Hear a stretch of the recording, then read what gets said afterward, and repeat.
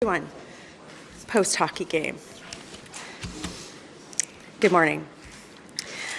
If Mark Carney wins the Liberal leadership race on March 9th, Canada could face an unprecedented situation. A Prime Minister who has never held elected office and under a loophole in Canada's ethics laws may not have to disclose his financial assets prior to an election. This raises significant concerns about his potential to influence policy for personal enrichment at the expense of average Canadians, particularly when it comes to a company called Stripe.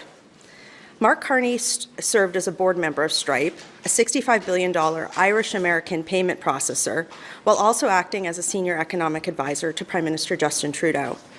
Right now, Stripe is widely speculated to be preparing for an initial public offering, or going public, potentially this year. Recent actions which show this, that investors have speculated on its IPO evidence, include the company's cutting 1,000 jobs about a couple of years ago, but even more recently, the company just shed another 300 jobs. And this is something that some analysts are saying could be evidence of the company leaning operations ahead of an initial public offering. At his campaign launch on January 16th, Carney announced his resignations from the board of Stripe, Brookfield, Bloomberg, and others. But notably, he didn't confirm whether or not he had divested his financial interests in these companies. It's standards for board members to receive stock options or shares. And the question that I have is whether or not Mark Carney received any from Stripe and whether or not he still holds those interests. A very large, right now the valuation of a potential Stripe IPO is somewhere in the neighborhood of $65 to $70 billion, could translate into substantial financial gain for somebody who holds certain financial instruments, as Mr. Carney potentially could.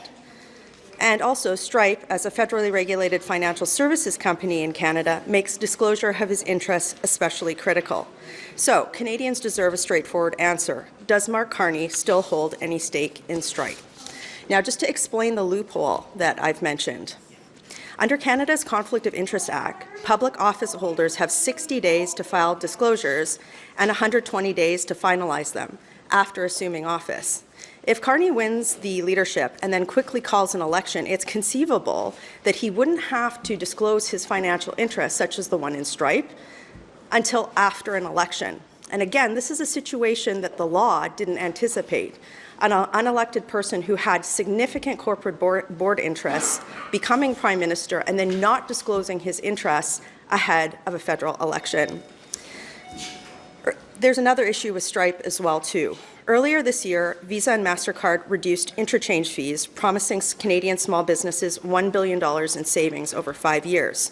Stripe, however, retained some of these savings from small business clients. They held it back. In late 2024, former Finance Minister Chrystia Freeland pledged policy action to ensure that payment processors, particularly Stripe, would be mandated to pass along savings to small businesses.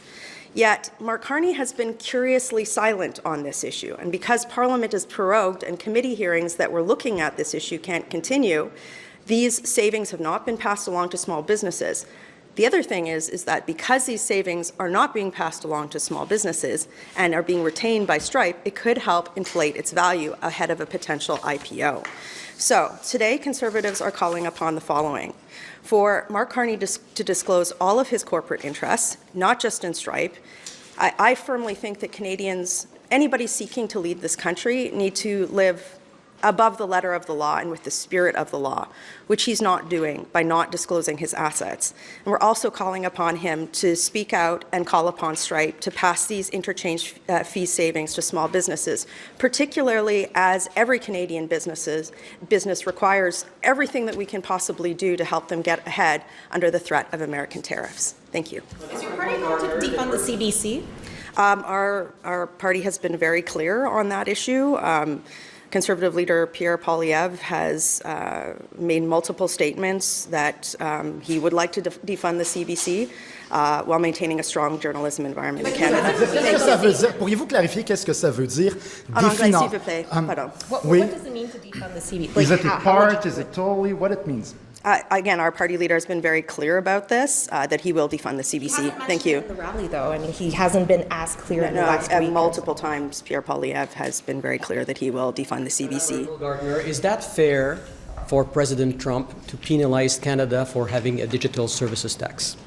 Conservative leader Pierre has been very clear with our party's plan to ensure that Canada is put first in light of the threat of American tariffs. That includes a plan to secure our borders as well as to bolster Canadian businesses. Tax specifically, what do you think about that? Again, Conservatives, we don't like a lot of the taxes that the Liberals have put in place. In fact, our primary platform has been axe the tax. So anything that Conservatives can do to make businesses more competitive in Canada, that's something that would be under our Canada First plan. Thank you. One would argue that that tax, for example, is actually a disincentive to Canadian companies doing the same thing than American companies. And the American companies coming in Canada should pay at least a certain level of taxes that Canadian companies are paying. So do you Again, Conservative Party leader Pierre has been very clear that we'll put Canada first in any situation or scenario involving American checks. Thank you. Yes. Ms. Rempel-Gardner, I want to ask you about something Stephen Harper wrote in a newspaper this week, saying that Canada's focus should not be on pursuing deeper economic and security partnerships with the United States, and that we must avoid further dependency on the United States. I'm wondering what you think of that. Do you agree with that? I read former Prime Minister Stephen Harper's op-ed in the Globe yesterday, and I found that he actually echoed a lot of the sentiments that Conservative Party leader Pierre has already put out with regard to. Again, though, our party leader has been very clear that we would put forward, and we have put forward, again, very strong set of policies to secure our borders, to make Canadian businesses more competitive, and to make Canada more economically competitive as a whole. So, but I will say this, who isn't commenting on these things, who hasn't talked to you guys at all, is the press gallery? Mark Carney. It'd be great if he did that this week, too.